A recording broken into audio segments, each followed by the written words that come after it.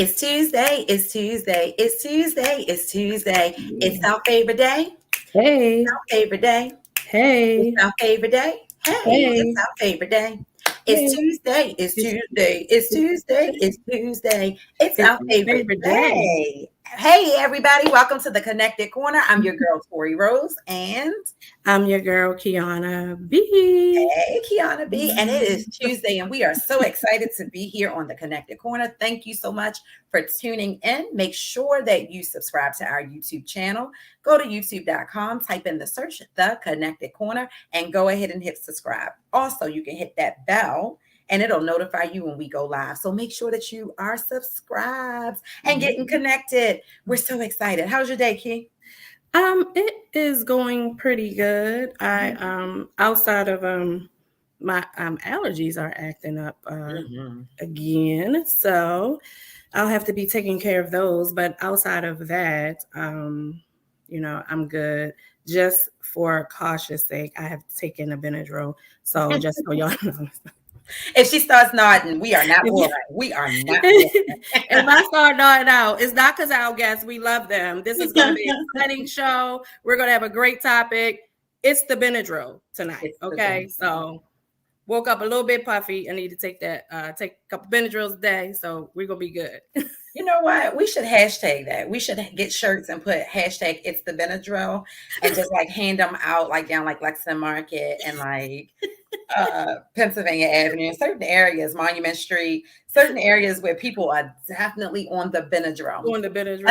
That's what we should do. Don't y'all bootleg my idea. I said it first. You heard it first here at the Connected Corner. And so listen, we are excited. We are starting a 6-week series that's really going to dive into something that I don't feel like we often talk about, which is the educated Black man and the value of higher education. And so we want to hear from you. Make sure you are commenting where you're watching us. If you're catching us live, if you're watching the replay, if you're watching it in a month, if you're on Facebook, if you're on YouTube, we want to know. We want to hear from you.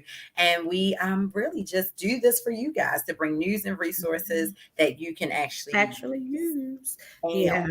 And it's a relevant topic. So it's going to remain relevant. It's something that we need to talk about continuously. So no matter when you view, now, later, it's still relevant. And if you're watching it now and, your friends or family, someone need the information, if they're not watching it, you can tell them hop on right now, or make sure you tell them to go watch the replay because this is going to be awesome. It is going to be awesome. I'm excited about it. As mothers of sons, and our sons obviously are in different stages of development, but we've had the honor as family watching our children grow up. I think that, I think that it's interesting when they're little babies and you have all of these thoughts and all of these ideas for them and what their futures are going to look like. And then you get to that place of education and it's like, oh, wait, the system isn't fair for my son. Did you experience that? Oh, absolutely. I honestly just had this conversation. I don't know, was it with you recently? Just everybody who still has... It might have been with me because I'd be calling you all the time about this one. Somebody, but what was one of the sisters, cousins, and somebody with, sons and just kind of going through that, matriculating through school, grade school, and just how thankful that I'm done with that part, because it was a struggle. And not because my sons didn't have aptitude. They are very intelligent, very smart. And I'm not just saying that because they're my children, but honestly, it was more challenges with the system that was in place than it was, with them. And so I know for sure that, at least even my youngest son was under direct attack in a school building to the point that the assistant principal said he's going to finish the rest of 8th grade home because there are people in this building that don't want to see him succeed. Oh, yeah, I remember those days because I remember having to take my earrings off several times. Yeah, that was breathtaking. And so I shot him out a lot. I don't know if people want me to shout him out here, but, I love Mr. Brown. I'm sorry. He's the principal now at Randallstown High School. And he was Kobe's 8th grade assistant principal. But him and Mr. Roberts is how Kobe got through Deer Park Middle School, honestly. So yeah, I called it out. Okay. Yeah. And thank you for doing that. And thank you for being honest. And that's something, guys, over this next 6 weeks, we're going to talk about 2 male administrators, an administrator and a teacher who were able to see the value in Kiana's youngest son, right? Because he was the one at the school at the time, not that the other students that didn't have value. But it was them being able to use the power that they had, right? Implied power, to make sure that this child was not targeted. So just again, let us know if there's any parents of sons, or if you're a son yourself, because we want to hear what was your educational experiences and what challenges did you go through. And without further ado, I can't wait to talk to today's guest. You ready? Yeah. So, Mr. Dr. Reverend, I love all these. I just want him to get like 16 more acronyms. ABC 1, 2, 3. I love it. So, Reverend Dr. Beryl Whipple. Dr. Whipple is the 8th pastor of the historic Mount Hebron Baptist Church. Some people say Hebron, but I'm a little ghetto. Hebron Baptist Church in Baltimore City. Educationally, he is a graduate of Morehouse College, where he earned a bachelor's degree in religion, and Wake Forest University Divinity School, where he earned a master's degree in divinity. He also holds the Master's of Science degree in church management from Villanova University of Business. In addition, he has earned a Doctor of Ministry in Church Leadership Excellence at Wesley Theological Seminary in Washington, D.C. Wesley's a hard school. It's a hard school. And I knew somebody who was there who was struggling in the Odyssey class, and I don't know what happened to him. But nonetheless, Pastor Whipple is also an active member of the Baltimore Morehouse Alumni Association. He is a 3rd-generational preacher and the youngest son of Reverend Dr. Barbara Jean Whipple. I love her, by the way. Your mother's amazing. And the late Reverend Norman Monroe Whipple Sr. His older brothers are Jacinth Norman and the late Norman Monroe Jr. Before we bring him on, I'm just going to talk about a couple of these accomplishments. Some people's bios, you can't just abbreviate. Yes. Other accomplishments include holding the position of chapel assistant within the Martin Luther King Jr. International Chapel, where he first was introduced to many foundations and ministry, being named an Oprah Winfrey Scholar. Come on, Oprah. She's an Aquarius, by the way.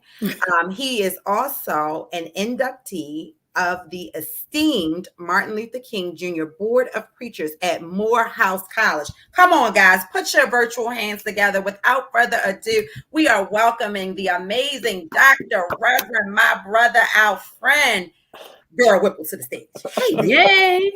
Morehouse, wow. Morehouse. Thank you, my sisters. I appreciate y'all. Thank you so much. Yeah, we can't skimp on that, especially based on the topic. We gotta let the people know. Let the people know. There's a lot of certified and qualified for this series. All right. Qualified and quantified, like they say. Okay. I love it. Welcome. And there's a lot of people. We have amazing guests. So this is not to short anybody, but it is amazing to me as your friend how much I didn't know about you. I'm like, what? And bios are always so interesting because, even reading your own sometimes just like, oh, I don't like to talk about myself, but God did this. Yes. And he did this for you. And so welcome. I have some questions. We're going to jump right in. Yeah. Tell us a little bit about your K-12 education. Did you go to private school? Did you go to public school? So I went to both. I started out at the Mark of Excellence Christian Academy on Hilton Street from about kindergarten through 3rd grade. And then, unfortunately, my parents really couldn't afford the tuition. It was a great school, but we wound up going to Lafayette Elementary School for the 4th grade. And amazingly enough, at Lafayette Elementary School, I had not one but 2 black male teachers for the first time in my entire life. My 4th grade teacher was Mr. Gordon, and my 4th grade math teacher was Mr. Burke. And that was a new experience for me. I enjoyed learning from them, but they also recognized something in me.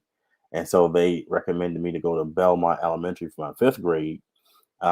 because they had a gifted and talented program. And so that was a wonderful experience. And of course, after elementary school, I went to Lamel Middle School, and that was a eye-opening experience because I was in advanced academics for that program. But then I switched back to private school for high school, and I went to the Mount Zion Baptist Christian School in East Baltimore, and I learned there that smaller class sizes were better for me, and that I am different in a good way. So I need to be preparing in a different way. So that's my K through 12 in a nutshell. I got so many more stories than that. But that's a little summarization. That's awesome. So at all the schools, I'm like, um, because you sound much like my sister. We always have this this conversation. I won't say debate, but I'm not sure if she's sour about it or not. But how many elementary schools she went to, as opposed to how many I went to. Oh wow! And so she also went to Lafayette and Belmont as well, and then and Mary Rodman in there too. I think I only went to 2. I think she went to 4 or 5, but that's another story. She went to 4, right? Yeah. So she went to 4. I went to 2. But Belmont and Lafayette was one of her schools. We used to live in the 2500 block of Lafayette. Okay. I didn't know that. Yeah. So I was like, oh, I know that school. I know that school. And when you said Mr. Gordon, I was like, that name sounds familiar too. So yeah, that's interesting. That's interesting. But that is, what you're saying about classroom size, public, private. I mean, that's probably a whole nother discussion in itself, how people feel about one or the other. And so for me, as a educator, former, in classroom teacher, a parent, I think it's really something that people have to look at their child. I think some people kind of go that route because they think, oh, they want to say their child goes to private school, or they automatically feel it's going to be better. But it really depends on the child. It's not a blanket prescription for everyone. So, but thank you for sharing your journey, and that worked for you. Another question we have. So you actually told us you didn't have Black teachers until you got to Lafayette Elementary.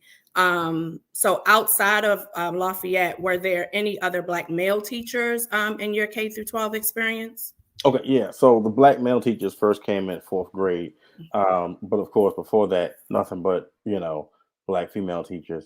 And then now I think about it again. The next time I had Black male teachers was, of course, in high school when I was at Mount Zion. 2 come off. I'm thinking about 2 right now. One is the late great Dr. Gossie Harold Hudson. Dr. Hudson, of course, was a professor at Morgan, but at the same time, he taught history at Mount Zion, and he was the first one to identify Blacks in the Bible for me, and that blew my mind away. He said, if you see in the Bible tribes ending in ITES, those were persons of color, and he showed us on the map of Africa, and I saw it in the scriptures. I knew my word, I knew my word from Sunday school, and you trying to pronounce all those ites and ites and ites. I didn't know those ites was us. And I was blown away. And then, of course, my algebra teacher / football coach, Mr. Tony Floyd. And so I thank God for both of them because it did show me that we could be educators in a major way. Now, of course, at Morehouse, I had nothing but Black men, PhD up and down the line. But that's another time for another day. But for the few, I can honestly remember as we were talking, from K through 12, 4 Black male teachers. I think there needs to be a whole lot more. But those are the ones I can remember. And I can honestly say all 4 of them made an impact on my life, enabling me to see that it's possible to be the disciplinarian, the nurturer. I think a lot of Black males don't go into teaching because we think we had to be a nurturer, and that's not in us. It's really not. We're disciplinarians, we're lecturers, things of that nature. And some just don't have the patience to be there 6 hours a day with 30, 40 kids, all these personalities and developmental situations. It's a lot. But we want to make a difference. I can honestly say I'm not trying to go off a tangent here, but a lot of the gentlemen who I'm connected to, we want to make a difference, and so we try to do that the best way we know how. Ooh, I'm telling you, you said so much. When you mentioned Dr. Hudson, I was actually sad because I was working in the federal government, just recently got in the federal government when he passed away. And he, his tenure at Morgan, and I didn't even realize until you just said it, he was one of the people I enacted and encountered at Western. And he's the reason I have a history degree. Wow. So I have a degree in history and government, right? A lot of times Wow. people go the government route, political science, criminal justice, they don't do the history part. And so to hear that, it didn't even dawn on me until just now, like my cheeks hurt because I didn't realize that he was an educator of young people as well. I knew he was at Morgan. And Right. like, oh, wow. So anyway, I love how God just brings things full circle. Mhm. And so what you said is monumental because most of us can remember the teachers we didn't like, right? If you ask me about that fourth or third grade teacher that just rubbed me the wrong way, I can tell you. Too infrequently, we don't focus on those teachers that made the impact. But here you are now as a very educated Black male, and you can recall the grade, the names, and the encounters. And I think that's huge. That in itself is huge. And for anyone who's listening, this is why we're doing this, because our sons especially need that representation in the classroom. So why do you think there is so little? I mean, you mentioned it a little bit about the nurturing versus the discipline, but why do you think it's so little Black male educators just across the gambit until we get to the HBCU?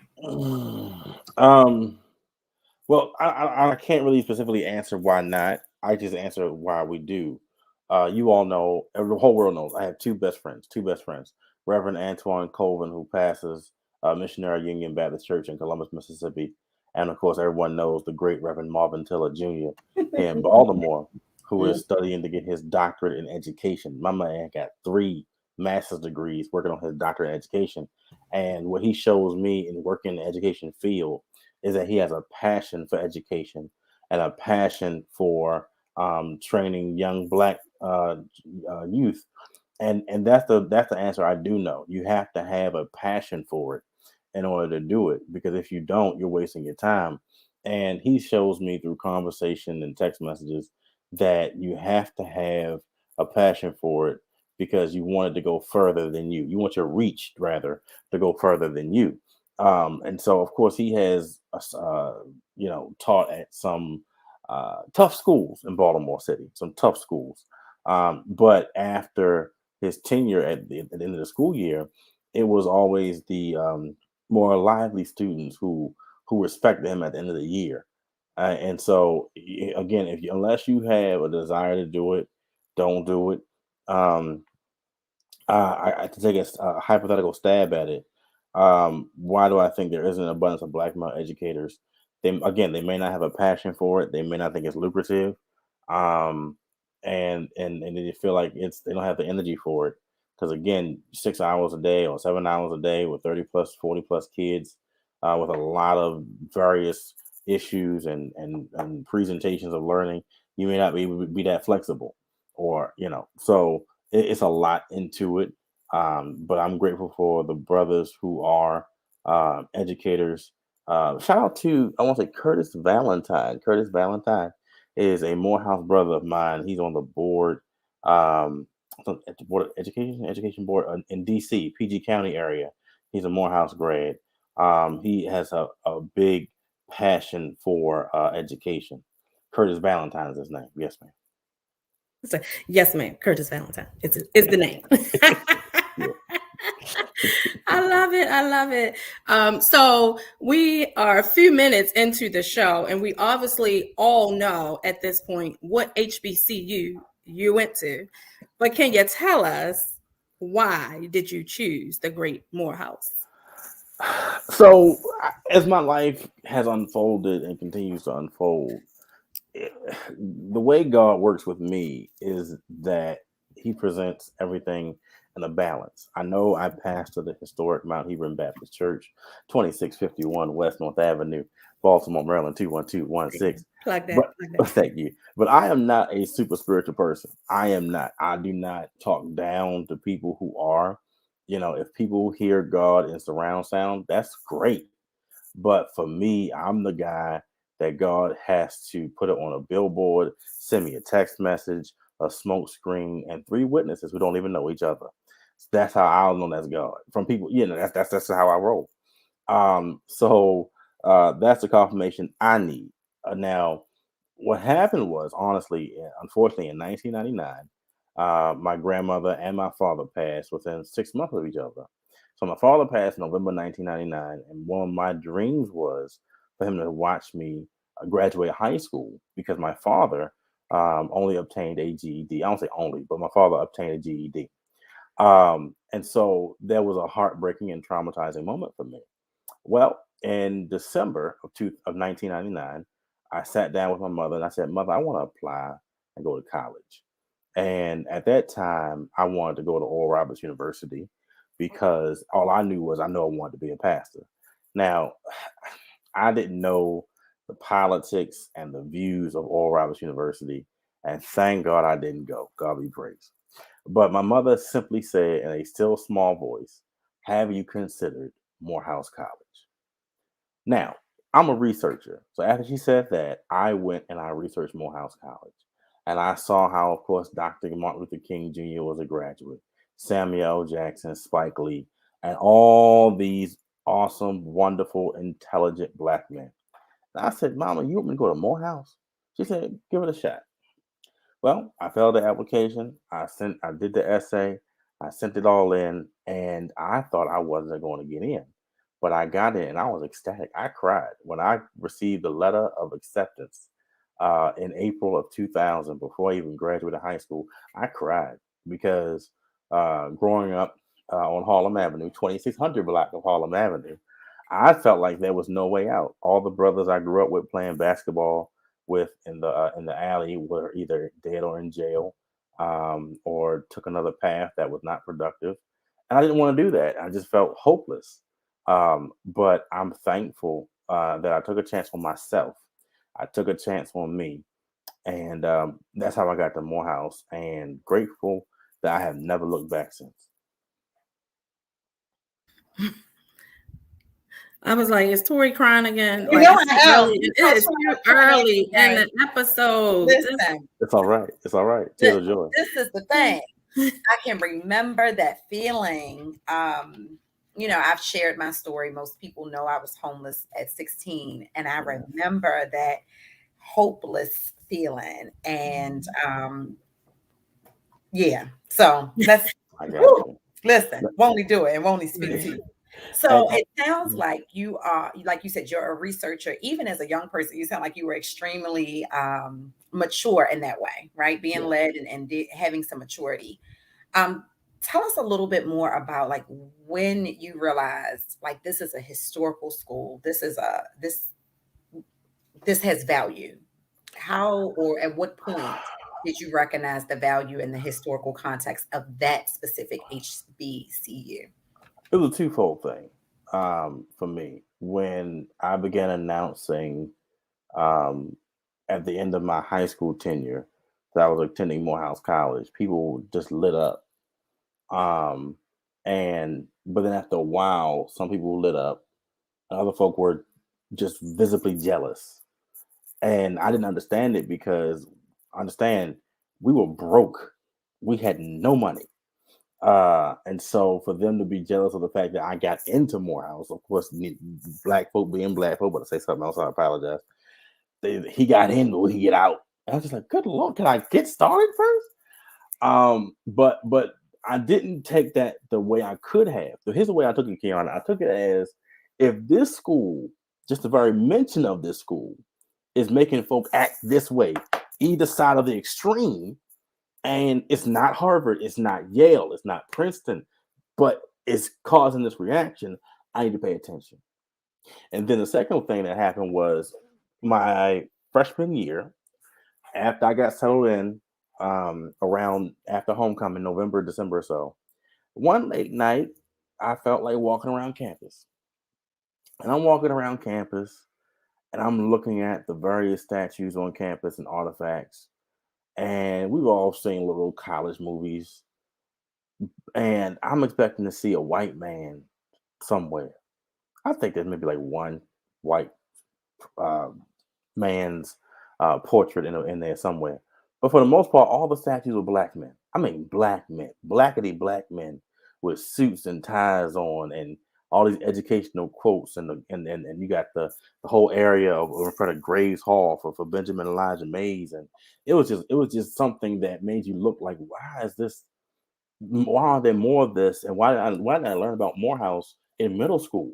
I felt like if I learned about Morehouse in middle school or elementary school, I would not have been, laughing and joking. I would take my education more seriously. And when I'm thinking about it, let me plug this. You all already know, when we get our education, we have a responsibility to pass it down to the next generation. And even if you don't have $1 million like Oprah Winfrey to give somebody, you can still pass on that knowledge. So this is what I've done at Mount Hebron, 2651 West North Avenue, Baltimore, Maryland 21216. On the third Sunday, yes, ma'am. On the third Sunday in January. Not only is that the Martin Luther King Sunday and our Leadership Day at Mount Hebron, it's also Morehouse Day. Where local alumni from Morehouse come and ascend to Mount Hebron. There's a table of information out in the narthex. And over time, we have graduated and elevated that day from Morehouse Day to Morehouse Spelman Day. To whereas Morehouse and Spelman alum in the area ascend to Mount Hebron on that Sunday. And I'm looking forward to it in 2022 at 11 a.m. because we're going to have tables for Morehouse and Spelman. And I want it to grow as the years progress on. And let me be clear, this is not a slant to any other school. It's just that I went to Morehouse. And of course, our sister school is Spelman. And I told Mount Hebron this. I said, if y'all want to have Coppin Day, let's have it. If you want to have Bowie State Day, if you want to have Federal Government Day, if you want to have whatever day, fine. But I want our children to be exposed to higher education, more specifically a HBCU.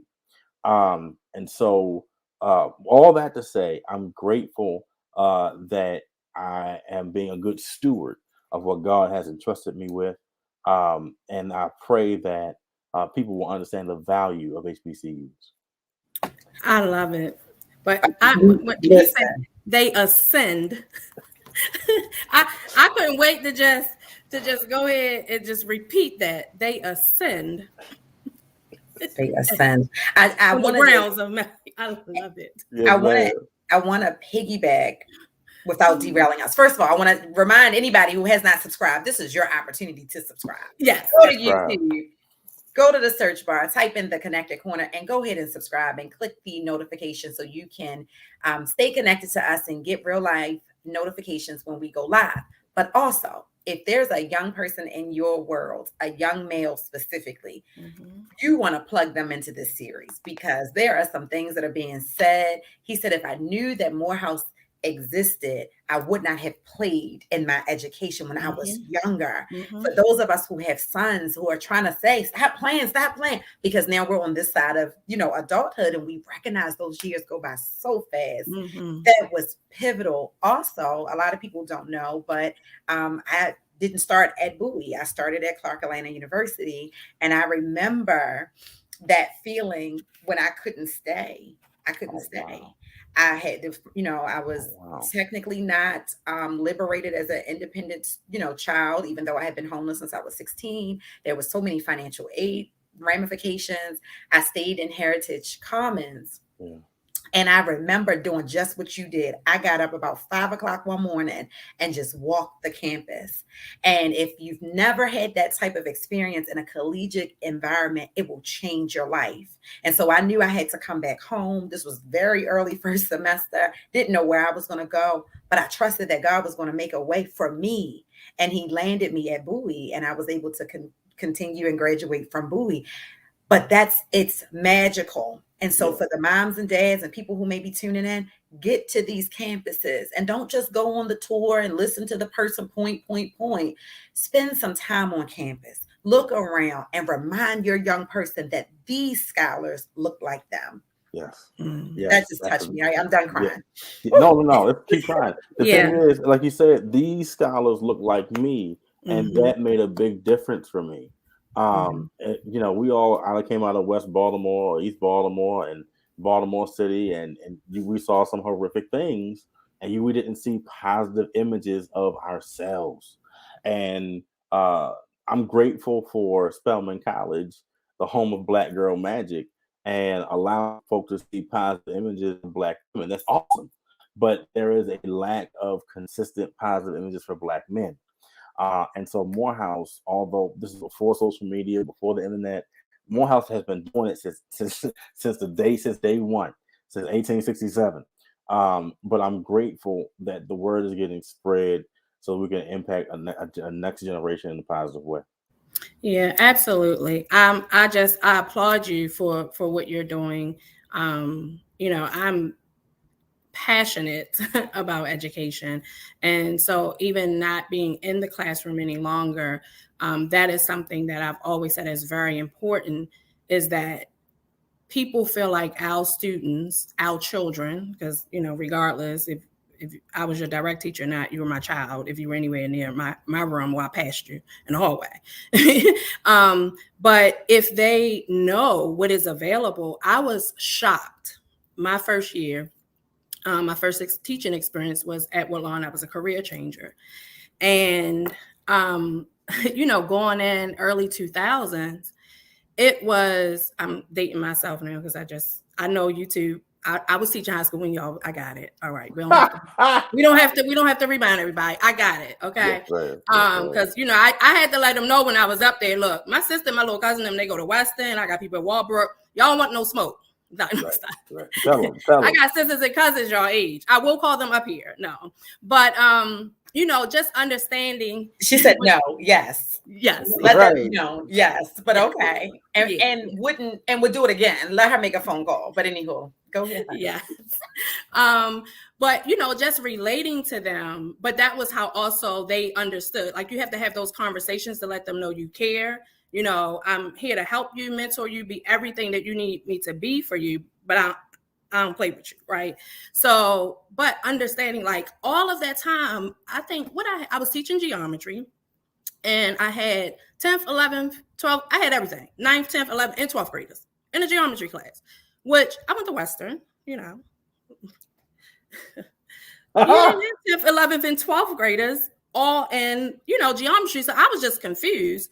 And then on top of that, just then getting to know and understanding how you were in the 12th grade and was in geometry, you know, 11th grade. And so I ended up being the counselor, you know, much like you say, why is it that we don't have more Black teachers in education and Black males? I see the impact of Black male teachers. There is nothing like it.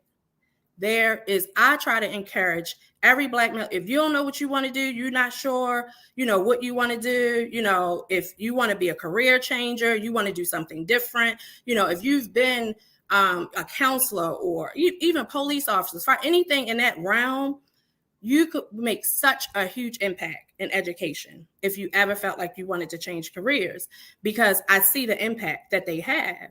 And these students had no idea. They was 11th and 12th graders in class. Nobody had even had a conversation about what school they were going to, what was available. This was early, the same time y'all was in high school. Not one conversation. And so literally I was helping 11th and 12th graders catch up and even letting them know. So, you know, I was irritated there because I'm like, well, y'all got counselors in the building? I'm confused. Where are the meetings with so I spent 5 or 6 years at Woodlawn, and needless to say, I was very known. But from that point, because I was like, no, this is unacceptable. This is unacceptable. So I understand that, and it's so important to let them know. So at the Connected Corner, and you have given us a wealth of information and knowledge. We definitely love to give the people news and resources that they can actually use. And so one of the things we want to repeat, make sure, and we'll drop your information as well, in the chat throughout the show. But the church's address, your third Sunday in January, Morehouse Day, Morehouse Spelman Day. Come and visit. Take your young people, if they consider in the school, to see just what that warmth feels like, because it's a feeling that you get, right? An encouragement that you get. But in that, and providing the news and resources for our viewers and listeners to use, what do you believe? And you addressed it a little as far as what you're doing at your church, but what do you believe the African American community should be instilling in their children before college? And so we've touched on it with some of the things, but specifically, what are some of the things you feel like they should be instilling in their children before college? What do I think we should be instilling in our children before college? Point blank period, life skills. Life skills. So on a social aspect of it, teach our young men and our young women how to communicate with one another. Unfortunately, people like Derek Jackson, Kevin Samuels are making a fortune off of dividing us. I know folks can get into the semantics of a relationship, but at the end of the day, they are dividing us. If we teach our young people at adolescence that you can respect her, you can respect him, you ain't got to marry him, just respect them and start there. That's a life skill. That's a life skill we got to teach. Teach them how to do their taxes, how to balance a checkbook, how to change the oil, how to fry an egg, how to cook Thanksgiving dinner.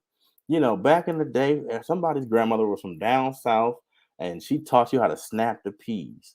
You all know, unfortunately, we got a food desert all over in the city, and we got more carryouts than we got grocery stores. So all we know is chicken boxing half and halves. But can you make Thanksgiving dinner? Teach them, and let me be clear. Yes, I'm all for HBCUs, and some people say that they're not college material. I don't believe that, but still get a trade. Learn how to do something with your hands, because there may be times where, unfortunately, the what you majored in is not available for a career at the time, and that's fine. But do something with your hands. Matter of fact, Tuskegee University, they were known for helping people with trades. You get a whole bachelor's degree, but you also know how to farm the land. So understand we have to teach our folks life skills, and at the end of the day, teach them about race in America. Teach them about the new racism. Teach them about the new Jim Crow. Listen, a lot of those folks who participated in the Freddie Gray uprising a few years ago did not know anything about the economic racism in Baltimore. All they knew is mama was a crackhead, I gotta be a drug dealer, and my little brother hungry. That's all they knew, and they were frustrated. They didn't know the politics of Baltimore. They didn't know that although the mayors have been black for the last 20 years, there are a lot of white people behind the scenes who really calling the shots. Listen, I know about Baltimore City. It's a tough city, but you got to understand something. I've been here long enough. I ain't afraid of none of y'all joker focus. I've been hungry. I've been broke, and ain't nothing folk can do to me. God got my back. But at the same time, the Bible says to be wise as serpents and harmless as doves. So I thank God as pastor of the historic Mount Hebron Baptist Church, 2651 West North Avenue, Baltimore, Maryland, 21216. I've been blessed to personally meet the last 5 mayors of Baltimore City. Matter of fact, Mayor Jack Young has been to Mount Hebron for church anniversary. And I thank God that we do our part. But at the same time, I need folks to understand you are responsible for your own life. You are responsible for your own life. Learn as much as you can. Learn how to do as much as you can. Learn how to be self sufficient. Learn how to save some money. I have a nephew, bless his heart. I have a nephew, and I taught him early on in terms of money. You spend a little, you save a little. You spend a little, you save a little. And he knows never ever to spend his last dollar. And the problem is we listen to our music, and our music tells us to spend the whole check and we get it right back. Baby, where? Don't you ever do Spend that. the whole bag. Spend the whole. Ma'am, that is fiscally irresponsible. And what I don't like about that is our brothers and sisters on the other side of Park Heights and Northern Parkway do not tell their children that. They tell their children fiscal responsibility in elementary school. So we're already behind the 8 ball, as you said, Keon, trying to tell folks about college in 11th, 12th grade. Baby, that's too late. You got to tell them in 5th grade and 4th grade, tell them to look up the nearest HBCU, research that on Google.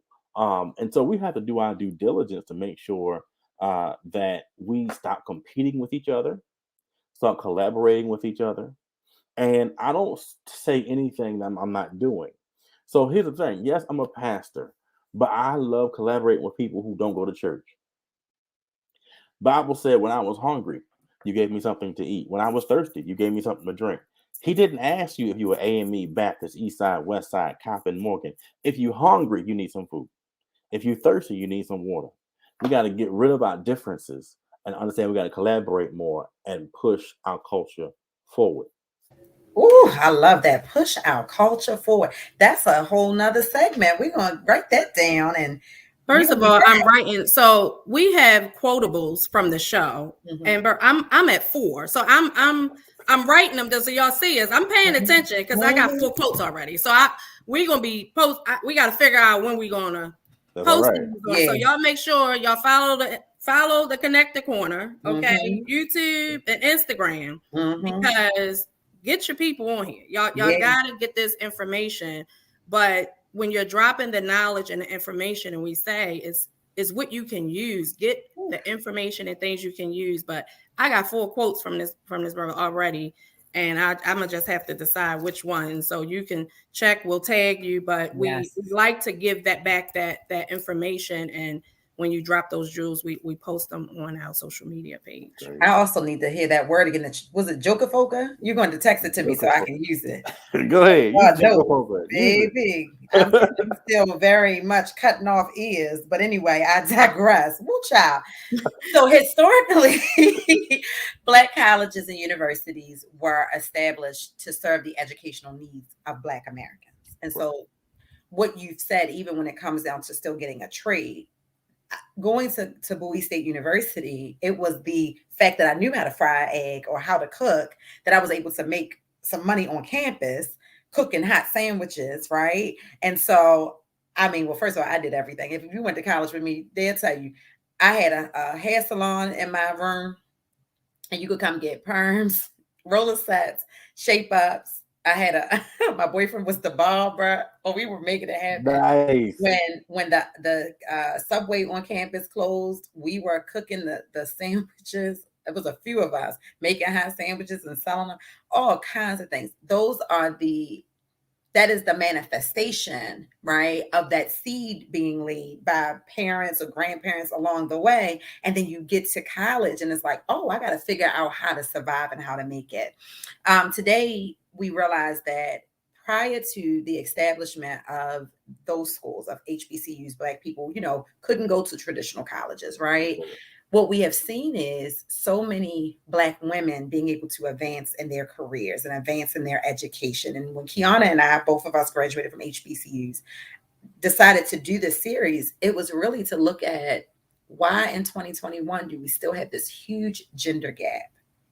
And so even when we talked about earlier, being able to see Black teachers in the classroom, Black male teachers, we would need to have Black males going to school for education to be able to be a teacher in the classroom, right? And so there's so much systemic and intentional targeting of Black men, prison pipeline, drug game, all of this stuff that hinders the enrollment of our Black males into college.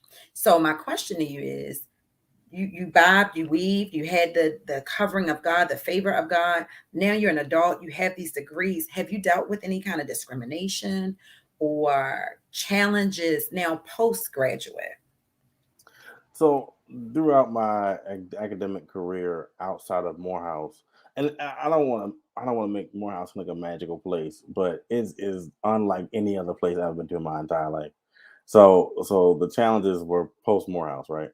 So at Wake Forest and at Villanova, the discrimination came as I was the only black male in my classes.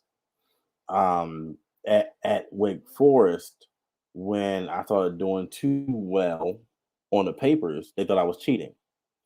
Um, and I encountered my first racist professor at Wake Forest. Had a whole situation. He gave me an F, and I fought it tooth and nail. Wound up taking another class on that same subject matter. Got a great grade in that, and I was trying to plead my case to the dean. He didn't want to hear me. I mean, here's a young man who was on honor roll, graduating with all these citations, never got a F ever in his life. But I met one white professor from the South, and I get an F. So I knew what discrimination felt like, although white supremacy will try to rename it and say I got a deficiency. No, no, no. I met one old white man, and he gave me an F. I got all the other black folk with PhDs and even some white women who with a PhD and gave me some good grades. I earned those, but I met this one white man who gave me an F. But the other piece that really hurt was when I was the only black male in these classes. That did something to me, because even in Baltimore, it may have been, in your Baltimore city schools, it may be a class of 35. In that 35, you may have 12 boys and the rest are females, but you're still not by yourself though. It's still somebody there. And so at Villanova, at Wake Forest, I'm looking around and, I'm the only black male. And that may not be discrimination on purpose, but I felt it. Wesley Seminary, see, by the time you get to a level of Wesley Seminary, the people who are there are there on purpose. So there was a great diversity at Wesley between blacks, whites, Hispanics, Asians, all different age groups. But I didn't have anything there, but I felt it at Wesley. I'm sorry, I felt it at Villanova and Wake Forest University Divinity School. Yeah, that's I was to say that's another show in itself, talking about those things. But I mean, this has just been great. I just want to say that, and I am really excited for continuing to have these discussions throughout, and then just bringing back, so we also have, segments where we do reconnecting. And so this is something we definitely want to continue to talk about. And so this will be a continuation, you guys, on the Connected Corner. This is just the beginning of touching on these topics. So, but I have a question. Actually, I got a couple questions. No, I have a couple questions. So we're this is key question segment, and so I will ask you 3 questions, and you'll have 2 minutes to answer all 3 questions. And this is my handy dandy timer. Wow. I still Dora the Explorer references because that was my daughter's favorite cartoon growing up. So I still reference Dora the Explorer all the time. Is that so this is my handy dandy timer. And so it's 2 minutes, and I will start the timer after the first question. Okay. Yeah. And so I'll hold it up. All right. So the first question, the key question is, what is a sign that you are getting off course? So what is a sign that you are getting off course? Off course in terms of what? Of life. Like, how do you know that you're kind of like off course, off kilter, maybe not going in the right path, not doing the right thing? What is something that is like a signal for you that you're off course? Okay. Ready? Yeah. So one signal, a few signals I know that I'm off course in my life is when I do not get a sense of peace in my spirit. And so I know on a day-to-day basis, we grind, we wake up, we go to work, we do what we have to do.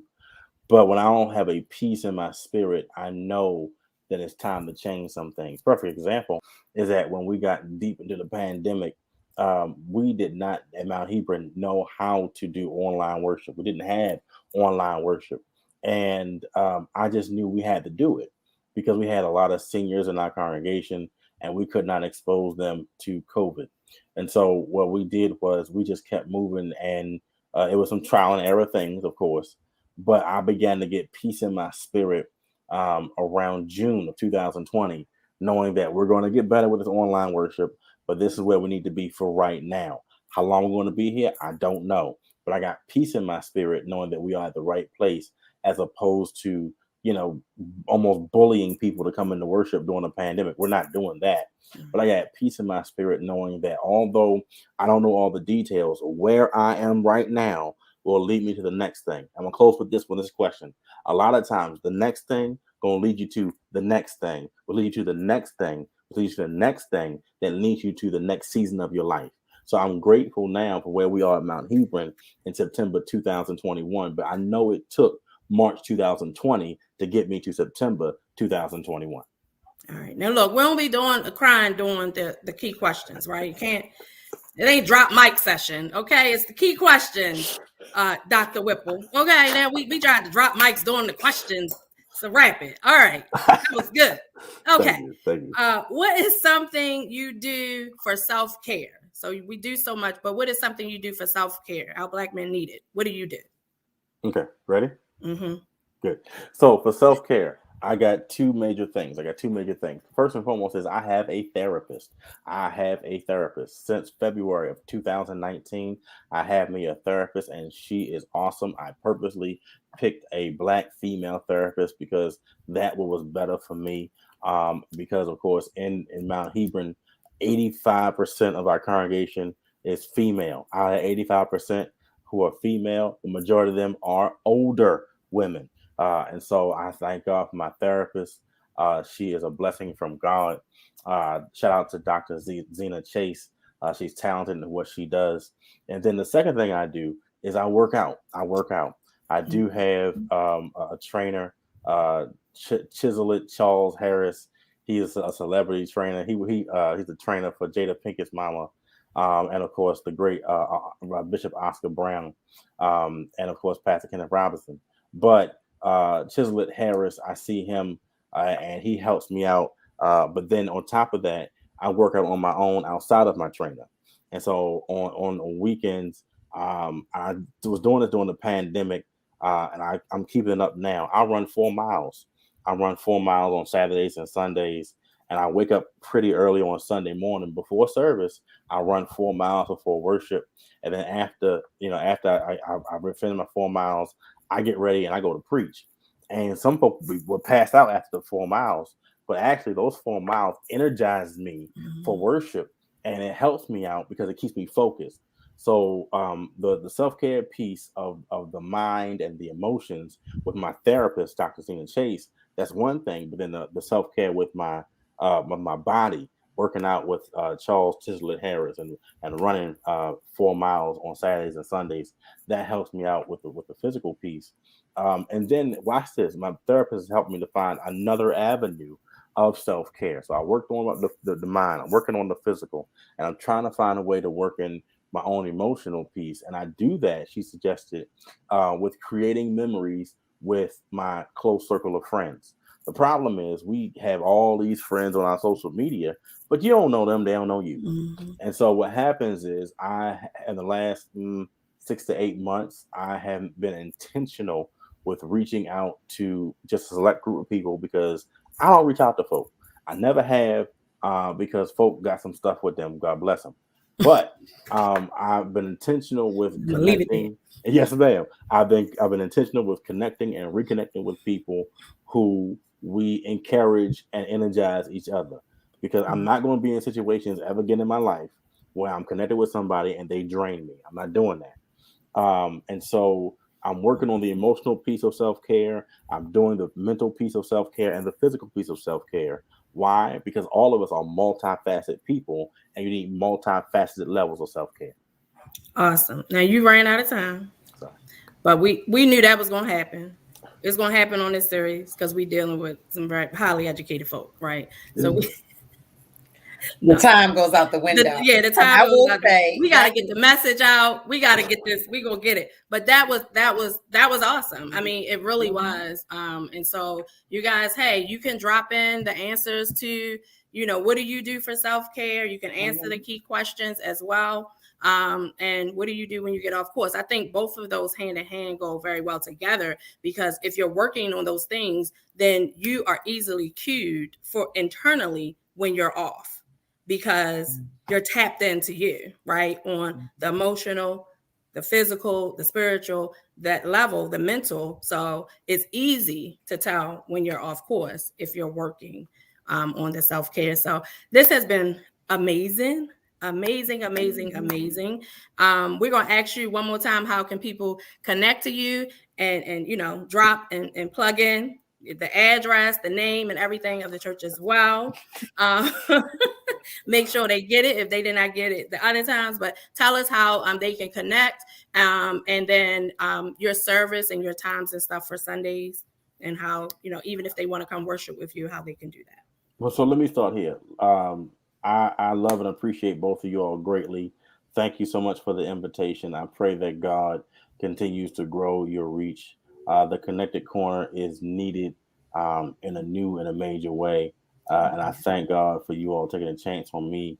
It's been a joy. It's been a joy to be here with you all on tonight. To get in contact with me, of course, I'm on Instagram, Facebook, and Twitter. Just look up Beryl Whipple. I don't put my title on Facebook because I want people to understand that I am respectful and approachable. I do not have armor bearers. I do not have security. I don't do all that. I'm from West Baltimore. If you got to get slapped, you're gonna get slapped. But in the same vein, I don't hide behind my titles. So if you want to get connected on Twitter, Facebook, Instagram, just look me up, Beryl Whipple. But my church, I'm peacock proud of the historic Mount Hebron Baptist Church. I've been there 7 years. There's been a lot of progress there. Look us up on the web, mounthebron.org. That's MOUNTHEBRON.org. If you go to our website, you'll find all information that you need in terms of Mount Hebron social media. We worship Sundays at 11 a.m. 2651 West North Avenue, Baltimore, Maryland, 21216.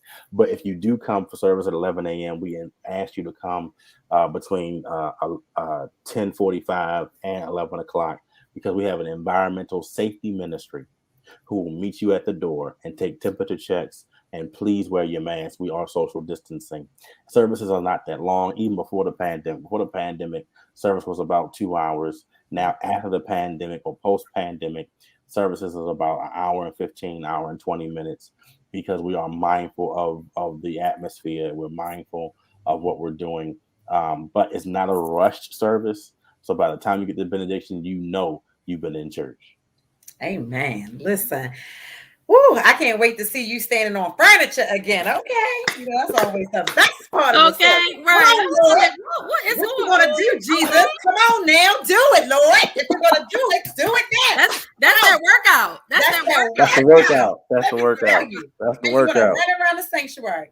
I was going to say earlier, because of how highly you speak of Dr. Zena Chase, I reached out. I was like, hey, hi, you taking new clients? She is not currently taking new clients, but I have my supermarket ticket, like you're at the lunch meat counter, I'm in line. Because I think that it is important. I don't need just one. I need one God. I need multiple therapists. Right. And so, because you got to get different perspectives. And so I am blessed to be your friend, blessed to be your sister in Christ, and just blessed to have you on the show. My name is Tori Rose. I am the connector. And if you guys want to connect to me, email me at connect2Tori@gmail.com. So it's connect2Tori@gmail.com, and give me 24 hours or so. I will get back to you. I also wanted to say this in 10 seconds. If you've gone to an HBCU and you had a great experience, but you want to go back and you want to continue your education, try a PWI. I am currently enrolled. I'm getting my master's in educational leadership at a PWI. And baby, it makes you just see the stark contrast. Let's just put it that way. And so it reminds you how smart you are. how smart you really are. How smart you are, and Yeah. how much nurturing really comes from being in environments with your own people. And so anyway, that's me. That's Tori Rose. Kiana, how can we find you and how can we stay connected to you? You can find me on social media, Instagram, all those great places as Kiana B. Jones. And make sure you find us on Instagram, Facebook, and YouTube as The Connected Corner. And you want to hit the bell so you get notifications when we broadcast with great content like this, because we bring you news and resources you can actually use. This has been real, guys. Thank you. We love Tuesdays. It's our favorite day, and we can't wait to talk to you and our next week's guest next Tuesday. Tune in Tuesdays, 8 p.m. Follow us on Facebook, Instagram, and YouTube. It's been real. Peace.